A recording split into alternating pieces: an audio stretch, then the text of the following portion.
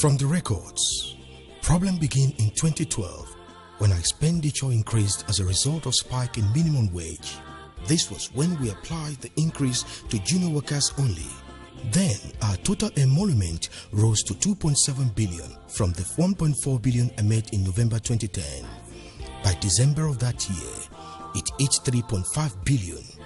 At the same period, our statutory allocation from where we are required to pay salaries increased marginally from 2.1 billion in 2010 to 2.5 billion in December 2012. By July of 2013, our total emolument hit 4 billion, while our statutory allocations was 2.1 billion. By then, we had extended the increase to other workers. The summary of 5 years revealed that in 2 months of 2010, we received a net allocation of 4.2 billion and paid a total emolument of 3.6 billion. This left us with a net gain of 573 million from our statutory allocation. In 2011 also, we got 29.9 billion net statutory allocation and spent 25.8 billion on emoluments with a net gain of 4 billion. However, in 2012, we got 28.4 billion and expended 31.6 billion on emoluments. This left us for the first time with a deficit of 3.2 billion. The following year, 2013, our statutory allocation has dropped to 26.4 billion, while our emoluments rose to 36.9 billion. This gave us a whopping 10.4 billion deficit.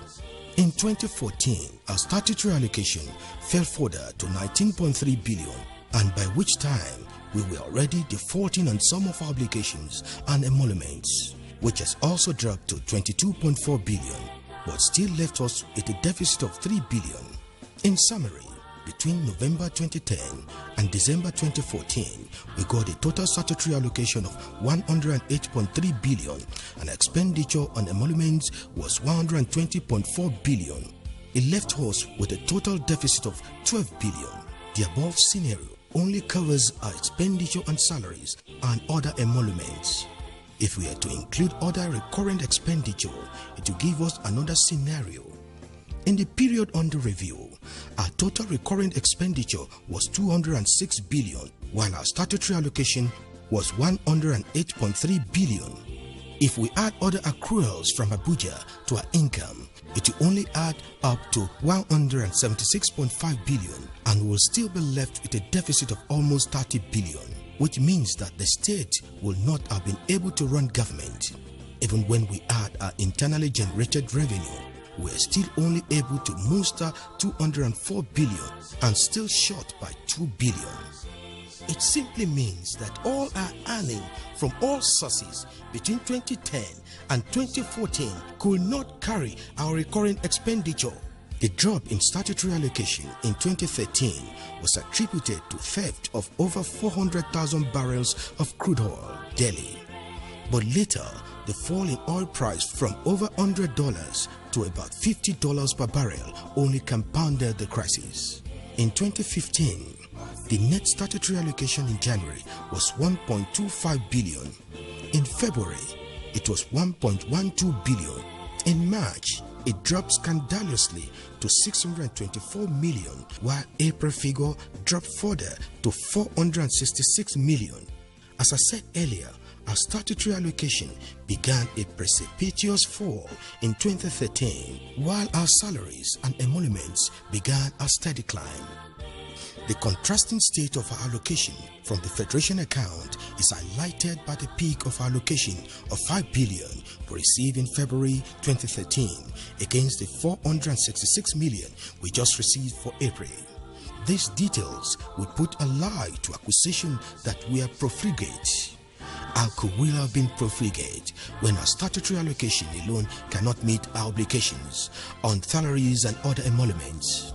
The financial challenge we faced was enormous and daunting, and the disaster was mitigated by our prudent management and sheer financial wizardry that made us to get so much from so little. It could have been worse. We should see the cup as half full instead of half empty. Another factor that raised our emolument expenditure was our commitment to pensions. When we began in November 2010, we were paying 200 million pension monthly, and so for 2010 we committed 400 million. However, in 2011 we increased our monthly pension obligation to 250 million, and we had to pay 3 billion naira in that year. By March of 2012, our pension obligation has risen to 300 million naira monthly, which cost us 3.5 billion naira for that year.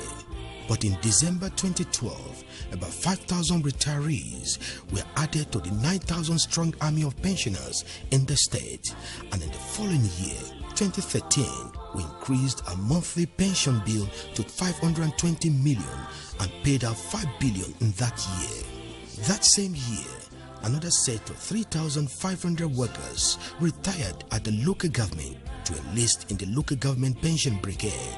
By the time we started defaulting in 2014, we had already committed a total of 4.9 billion to pensions. It is on record that I was the first to raise the alarm in 2013 that the mysterious drop in allocation amounted to waging war against the states.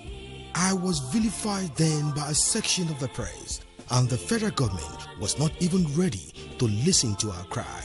No fiscal instrument of succor and stabilization, argumentation and other assistance was extended to us, even as our allocation continued to drop, just like they were mocking us by saying, good for them, their financial ruination will make us to easily defeat them in the coming elections. But we survived, this by infinite grace of God and the unflinching support of our people in the governorship elections of 2014 and the general elections earlier this year.